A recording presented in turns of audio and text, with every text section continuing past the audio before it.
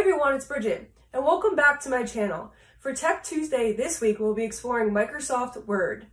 To begin, I will demonstrate some keyboard shortcuts, and then we will dive into how to insert an updatable table of contents. Okay, let's get started. I will start by demonstrating how to copy and paste all from the keyboard. So I will first highlight blue detergent. I will then click Control and C at the same time. Then I will let go. Now, if I want to paste it right below the date, I will then click Control and V. And now I have pasted blue detergent right there.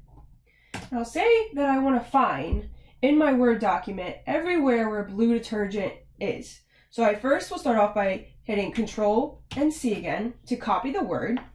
I then will hit Control and F. Now this brings up my find function. So right in here, it populates blue detergent, if you can see over to the left.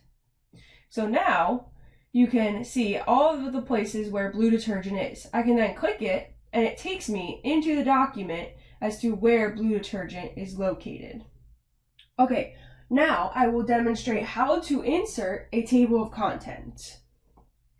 So what we first want to do is we want to identify our headers. So introduction is going to be one of my headers. I will then select in the top header 1. Now I don't really like that it's blue. It doesn't really match with my theme.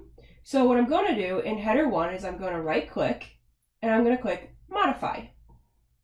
And then we'll say, okay, I want this in Times New Roman, and I want it bold, and I also want it to be black. Okay, so now anytime that I select header 1, it will be in that style I've chosen. So I want first method to be a header as well in my table of contents. I want the second method,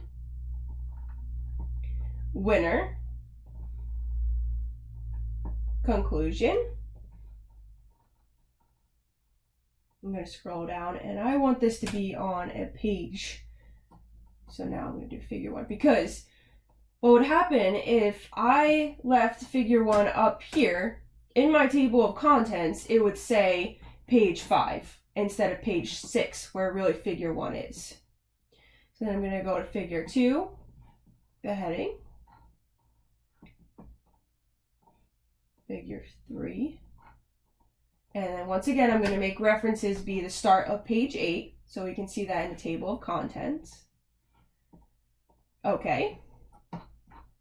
Now I'm going to go up to where I left the blank page before my document started. So right in between my header, my cover page, and where the meat of the document is. So I made a page right here. Okay, so then I'm going to go up to references and I'm going to click table of contents. Now when I drop this down, I have a choice of the table of contents I want. So I'm going to choose this one, table of contents. And now you can see that introduction, first method, second method, all of the ones that I've created headers are now a table of content, or on my table of contents. So some of the spacing here got a little messed up. So what I'm going to do is I'm going to go back and I'm going to fix the spacing. So I'm going to pull this all up. And I'm going to make sure that the pages are right because of that spacing. They could have been off. So what I'm going to do here is I'm going to click in and I'm going to click update table. And it's going to say update page numbers only. So this is only when you're adjusting spacing, you want to update the page numbers only.